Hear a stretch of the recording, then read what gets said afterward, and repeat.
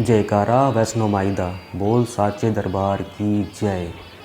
तो दोस्तों, आज हम आपको ले चलते हैं माता रानी के परम भक्त, प्रथम भक्त, प्रिय भक्त पंडित श्रीधर के मंदिर में उनके दर्शन करवाने के लिए। तो आज हम उनके बारे में कुछ उनका इतिहास बताएंगे यहाँ पर।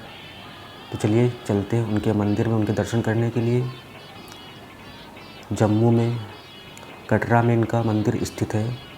तो चलिए चलते हैं और इनके बारे में कुछ आपको जानकारी देते हैं। तो माना जाता है कि पंडित श्रीधर ने करीबन 900 साल पहले माँ वैष्णो देवी मंदिर का निर्माण करवाया था। ये एक ब्राह्मण पुजारी थे। वे गरीब थे, लेकिन उन्हें माँ के प्रति सच्ची श्रद्धा भक्ति थी। श्रीधर का एक सपना था कि वो एक दिन वैष्णो देवी को समर्पित कर भंडारा करें।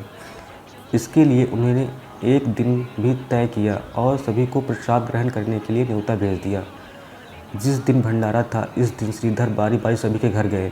वो चाहते थे कि उन्हें खाना बनाने की सामग्री मिले, इससे वो खाना बनाते और लोगों को खिला सकते, क्योंकि वो बहुत ही गरीब थे, इसलिए वो ऐसा कर रहे थे। लेकिन मेहमान ज़्यादा होने के कारण जितनी सामग्री उनके पास थी वो काफ़ी नहीं थी। जैसे जैसे भंडारे का दिन करीब आ रहा था, उनकी परेशानी बढ़ती जा रही थी। उसे यह बात बहुत परेशान कर रही थी कि वो लोगों को खाना कैसे खिलाएंगे। कम जगह और कम सामग्री की सोच के चलते वो सो भी नहीं पा रहे थे। अब बस उसे देवी माँ की आस थी। वह अपनी झोपड़ी के बाहर आया और पूजा के लिए बैठ गया।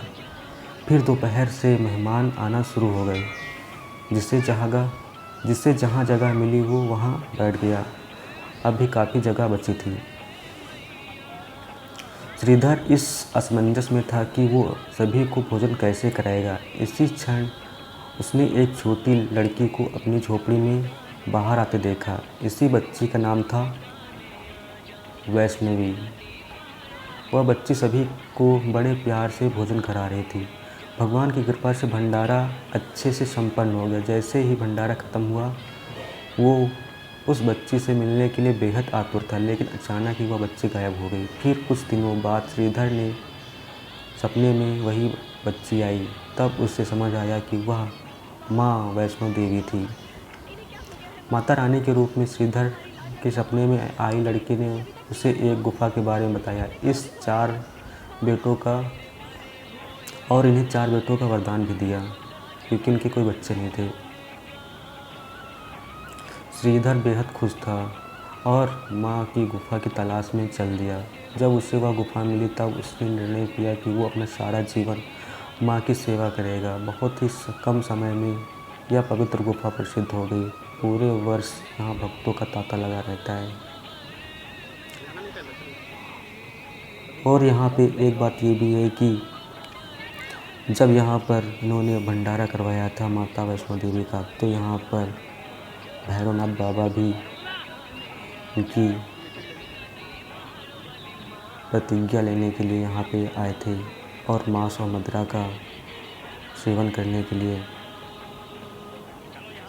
प्रसाद ग्रहण करवाने के लिए इनसे बोला था। लेकिन उन्होंने ऐसा नहीं किया। उन्होंने मना कर दिया था कि यहाँ पे माता रानी का भंडारा चल रहा है, तो यहाँ पे ऐसे कैसा हो सकता है। उन्हें काफ़ी परेशान किया था। तो माता वैष्णो देवी ने उन्हें